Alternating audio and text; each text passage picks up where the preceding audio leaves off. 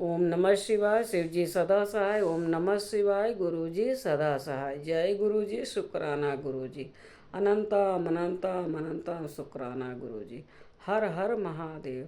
हर हर महादेव। जय भोलेनाथ बाबा की। जय भोलेनाथ बाबा की जय। आज मैं कोटि रुद्र संहिता का 40वां अध्याय प्रारंभ करने जा रही हूँ। जय भोलेनाथ। जो शिव पुराण पढ़ने में भूल चूक होगी माफ़ करना भोलेनाथ, माफ़ करना। जय गुरु जी। अनजान में शिवरात्रि व्रत करने से एक भील पर भगवान शंकर की अद्भुत कृपा। ऋषियों ने पूछा, सूत जी, पूर्व काल में किसने इस उत्तम शिवरात्रि व्रत का पालन किया था और अनजान में भी इस व्रत का पालन करके किसने कौन सा फल प्राप्त किया था? सूत जी ने कहा, ऋषियों, तुम सब लोग सुनो। मैं इस विषय में एक निषाद का प्राचीन इतिहास सुनाता हूँ जो सब पापों का नाश करने वाला है। पहले की बात है, किसी वन में एक भील भी रहता था जिसका नाम था गुरुद्रोह। उसका कुटुंब बड़ा था तथा वह बलवान और क्रूर स्वभाव का होने के साथ ही क्रूरतापूर्ण कर्म में तत्पर रहता था। वो प्रतिदिन वन में जाकर मृगों को मारता और वहीं रहकर नाना प्रकार की चोरियां करता था। उसने बचपन से ही कभी कोई शुभ कर्म नहीं किया था। इस प्रकार वन में रहते हुए उस दुरात्मा भील का बहुत बड़ा समय बीत गया। तदंतर एक दिन बड़ी सुंदर एवं शुभ कारक शिवरात्रि आई, किंतु वो दुरात्मा घने जंगल में निवास करने वाला था, इसलिए उस व्रत को नहीं जानता था। उसी दिन उस भील के माता पिता उस पत्नी ने भूख से पीड़ित होकर उससे याचना की, बनेचर हमें खाने को दो। उनके इस प्रकार याचना करने पर वो तुरंत धनुष लेकर चल दिया और मृगों के शिकार के लिए सारे वन में घूमने लगा। दैव योग से उसे उस दिन कुछ भी नहीं मिला और सूर्य अस्त हो गया। इससे उनको बड़ा दुख हुआ और वो सोचने लगा, अब मैं क्या करूं, कहाँ जाऊं? आज तो कुछ नहीं मिला। घर में तो बच्चे हैं, उनका तथा माता पिता का क्या होगा? मेरी जो पत्नी है उसकी भी क्या दशा होगी? अतः मुझे कुछ लेकर ही घर जाना चाहिए, अन्यथा नहीं। ऐसा सोचकर वो व्याध एक जलाशय के समीप पहुंचा और जहां पानी में उतरने का घाट था वहां जाकर खड़ा हो गया। वह मन ही मन ये विचार करता था कि यहाँ कोई न कोई जीव पानी पीने के लिए अवश्य आएगा, उसी को मारकर कृत्य है हो उसे साथ लेकर प्रसन्नतापूर्वक घर को जाऊंगा। ऐसा निश्चय करके वो व्याध एक बेल के पेड़ पर चढ़ गया और वहीं जल साथ एक बेल के पेड़ पर चढ़ गया और वहीं जल साथ लेकर बैठ गया। उसके मन में केवल यही चिंता थी कि कब कोई जीव आएगा और कब मैं उसे मारूंगा। इसी प्रतीक्षा में भूख प्यास से पीड़ित हो वो बैठा रहा। उस रात के पहले पहर में एक प्यासी हरिणी वहाँ आई, जो चकित होकर जोर जोर से चौकड़ी भर रही थी।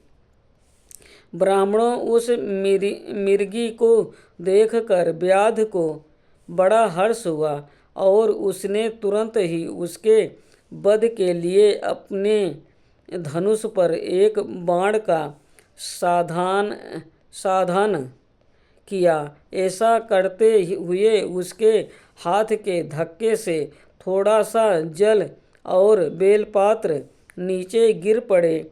उस पेड़ के नीचे शिवलिंग था। उस उक्त जल और बेलपत्र से शिव की प्रथम पहर की पूजा संपन्न हो गई।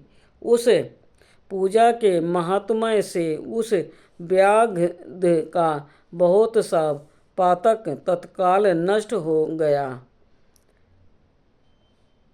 वहाँ होने वाली खड़खड़ाहट की आवाज़ हो सुनकर हरिणी ने भय से ऊपर की ओर देखा।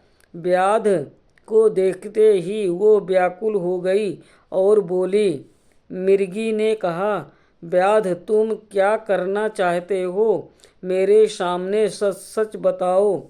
हरिणी की वो बात सुनकर व्याध ने कहा, आज मेरे कुटुंब के लोग भूखे हैं, अतः तुमको मारकर उनकी भूख मिटाऊंगा, उन्हें तृप्त करूंगा।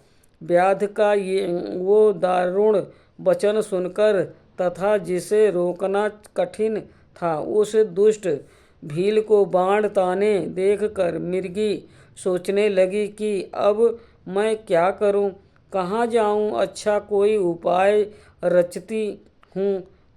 ऐसा विचार कर उसने वहाँ इस प्रकार कहा। मिर्गी बोली, भील, मेरे मांस कैसे तुमको सुख होगा? इस अनर्थकारी शरीर के लिए इससे अधिक महान पुण्य का कार्य और क्या हो सकता है? उपकार करने वाले प्राणी को इस लोक में जो पुण्य प्राप्त होता है, उसका 100 वर्षों में भी वर्णन नहीं किया जा सकता। परंतु इस समय मेरे सब बच्चे मेरे आश्रम में ही हैं। मैं उन्हें अपनी बहन को अथवा स्वामी को सौंप कर लौट आऊँगी। बनेचर, तुम मेरी इस बात को मिथ्या ना समझो। मैं फिर तुम्हारे पास लौट आऊँगी, इसमें संशय नहीं है। सत्य से ही धरती टिकी हुई है, सत्य से ही समुद्र अपनी मर्यादा में स्थित है और सत्य से ही निर्झरों से जल की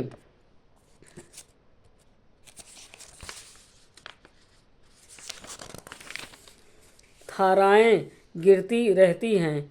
सत्य में ही सब कुछ है स्थित है। सूत जी कहते हैं, मिर्गी के ऐसा कहने पर भी जब व्याध ने उसकी बात नहीं मानी, तब उसने अत्यंत विस्मित एवं भयभीत हो पुनः इस प्रकार कहना आरंभ किया। मिर्गी बोली, व्याध सुनो, मैं तुम्हारे सामने ऐसी शपथ खाती हूँ जिससे घर जाने पर मैं अवश्य तुम्हारे पास लौट आऊँगी।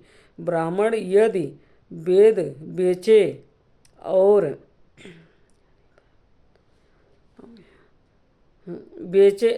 तीनों काल संध्या ना करे तो उसे जो पाप लगता है, पति की आज्ञा का उल्लंघन करके स्वेच्छा अनुसार कार्य करने वाली स्त्री को जिस पाप की प्राप्ति होती है, किए हुए उपकार को न मानने वाले, भगवान शंकर से विमुख रहने वाले, दूसरे से द्रोह करने वाले, धर्म को लांघने वाले तथा विश्वासघात और छल करने वाले लोगों को जो पाप लगता है, उसी पाप से मैं भी लिप्त हो जाऊं यदि लौट कर यहाँ न आऊं।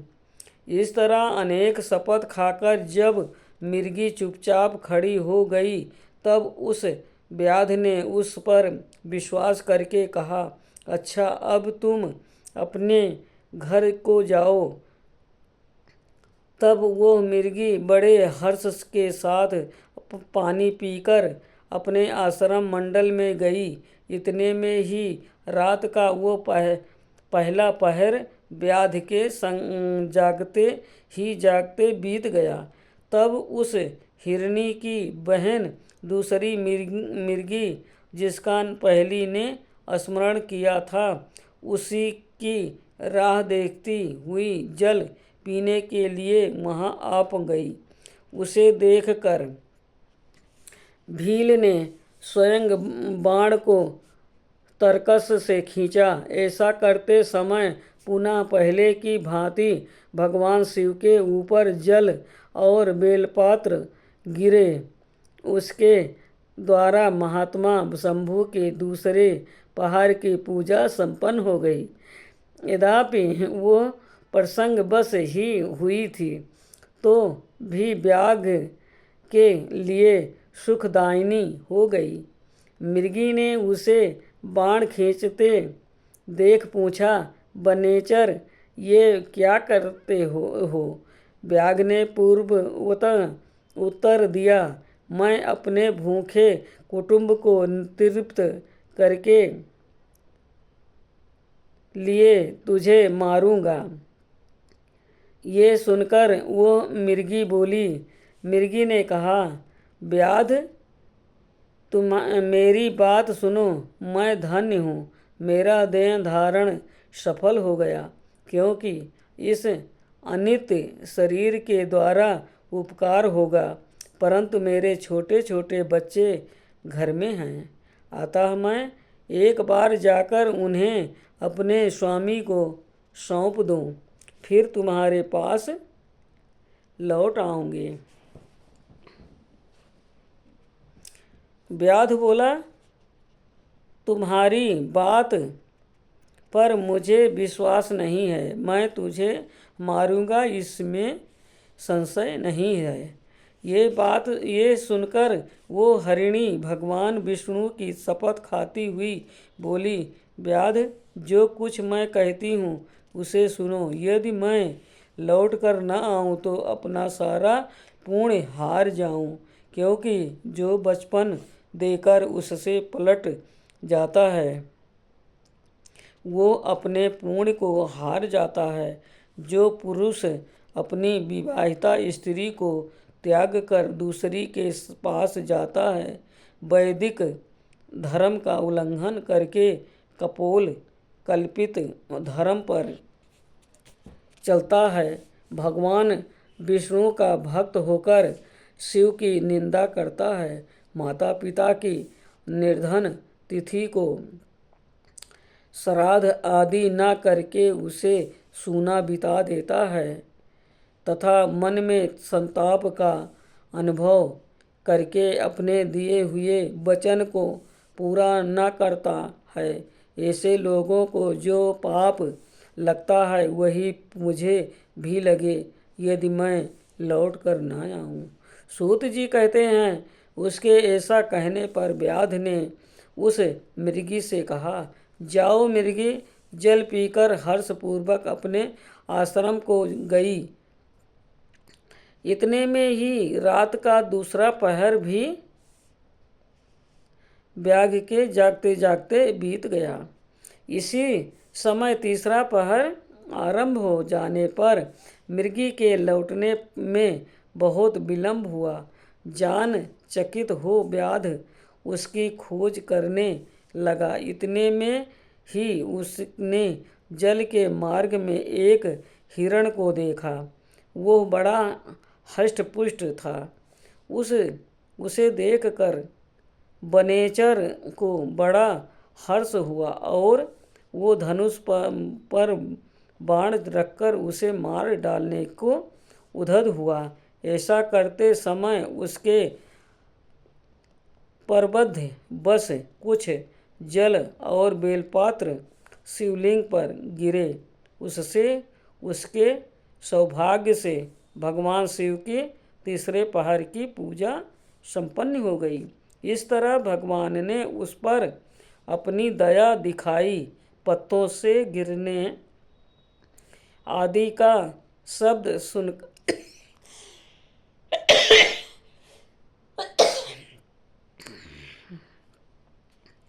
सुनकर उस मृग ने व्याध की ओर देखा और पूछा, क्या करते हो? व्याध ने उत्तर दिया, मैं अपने कुटुंब को भोजन देने के लिए तुम्हारा वध करूँगा। व्याध की ये बात सुनकर हरिण के मन में बड़ा हर्ष हुआ और तुरंत ही व्याध से इस प्रकार बोला। हरिण ने कहा, मैं धन्य हूँ, मेरा हष्टपुष्ट होना सफल हो गया, क्योंकि मेरे शरीर से आप लोगों की तृप्त होगी। जिसका शरीर परोपकार में के काम में नहीं आता, उसका सब कुछ व्यर्थ चला गया। जो समर्थ रहते हुए भी किसी का उपकार नहीं करता है, उसकी वो समर्थ व्यर्थ चली जाती है तथा वो परलोक में नरक गामी होता है। परंतु एक बार मुझे जाने दो, मैं अपने बालकों को उनकी माता के हाथ में सौंप कर मैं उन सबको धीरज बंधाकर यहाँ लौट आऊँगा। उसके ऐसा कहने पर व्याध मन ही मन बड़ा विस्मित हुआ। उसका हृदय कुछ शुद्ध हो गया था और उसके सारे पाप पुंज नष्ट हो चुके थे। उसने इस प्रकार कहा। व्याध बोला, जो जो यहाँ आए वह सब तुम्हारी ही तरह बातें बनाकर चले गए, परंतु वह वंचक अभी तक यहाँ नहीं लौटे हैं। मृग, और तुम भी इस समय संकट में हो, इसलिए झूठ बोलकर चले जाओगे। फिर आज मेरा जीवन निर्वाह कैसे होगा? मृग बोला, व्याध, मैं जो कुछ कहता हूँ उसे सुनो। मुझ में असत्य नहीं है। सारा चराचर ब्रह्मांड सत्य से ही टिका हुआ है। जिसकी वाणी झूठी होती है, उसका पूर्ण उसी क्षण नष्ट हो जाता है। तथापि भील, तुम मेरी सच्ची प्रतिज्ञा सुनो। संध्या काल में मैथुन तथा शिवरात्रि के दिन भोजन करने से जो पाप लगता है, झूठी गवाही देने, धरोहर की हड़प लेने तथा संध्या न करने से द्विज को जो पाप होता है, वही पाप मुझे भी लगे। यदि मैं लौट कर न आऊँ, जिसके मुख से कभी शिव का नाम नहीं निकलता, जो समर्थ रहते हैं हुए भी दूसरों का उपकार नहीं करता, पर्व के दिन श्रीफल तोड़ता, अभयक्ष भक्षण करता तथा शिव की पूजा किए बिना और भस्म लगाए बिना भोजन कर लेता है, इन सब का पातक मुझे लगे यदि मैं लौट कर ना आऊँ। सूत जी कहते हैं, उसकी बात सुनकर व्याध ने कहा, जाओ शीघ्र लौटना। व्याध के ऐसा कहने पर मृग पानी पीकर चला गया। वह सब पर अपने आश्रम पर मिले तीनों ही प्रतिज्ञाबद्ध हो चुके थे। आपस में एक दूसरे के वृत्तांत को भली भांति सुनकर सत्य के पास से बंधे हुए उन सब ने यही निश्चय किया कि वहाँ अवश्य जाना चाहिए। इस निश्चय के बाद वहाँ बालकों को आश्वासन देकर वह सब के सब जाने के लिए उत्सुक हो गए। उस समय जेठी मिर्गी ने वहाँ अपने स्वामी से कहा, स्वामीन, आपके बिना यहाँ बालक कैसे रहेंगे? प्रभु, मैंने ही वहाँ फल पहले जाकर प्रतिज्ञा की है, इसलिए केवल मुझको जाना चाहिए। आप दोनों यहीं रहें। उसकी ये बात सुनकर छोटी मिर्गी बोली, बहन, मैं तुम्हारी सेविका हूँ, इसलिए आज मैं ही व्याध के पास जाती हूँ, तुम यहीं रहो। ये सुनकर मृग बोला, मैं ही वहाँ जाता हूँ, तुम दोनों यहाँ रहो, क्योंकि शिशुओं की रक्षा माता से ही होती है। स्वामी की ये बात सुनकर उन दोनों मृगियों ने धर्म की दृष्टि से उसे स्वीकार नहीं किया। वे दोनों अपने पति से प्रेम पूर्वक बोली, प्रभु, पति के बिना इस जीवन को धिक्कार है। तब उन सबने अपने बच्चों को सत्वाना देकर उन्हें पड़ोसियों के हाथ में सौंप दिया और स्वयं शीघ्र ही उस स्थान को प्रस्थान किया जहाँ वो व्याध शिरोमणि उनकी प्रतीक्षा में बैठा था। उन्हें जाते देख उनके वे घर सब बच्चे भी पीछे पीछे चले आए। उन्होंने ये निश्चय कर लिया था कि उन माता पिता की जो गति होगी वही हमारी भी हो। उन सबको एक साथ आया देख व्याध को बड़ा हर्ष हुआ। उसने धनुष पर बाण रखा। उस समय पुनः जल और बेलपात्र शिव के ऊपर गिरे।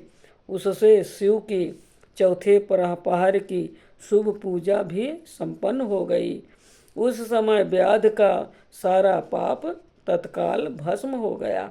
इतने में ही दोनों मिर्गियाँ और मृग बोल उठे, व्याध शिरोमणि, शीघ्र कृपा करके हमारे शरीर को सार्थक करो। उनकी ये बात सुनकर व्याध को बड़ा विस्मय हुआ। शिव पूजा के प्रभाव से उसको दुर्लभ ज्ञान प्राप्त हो गया।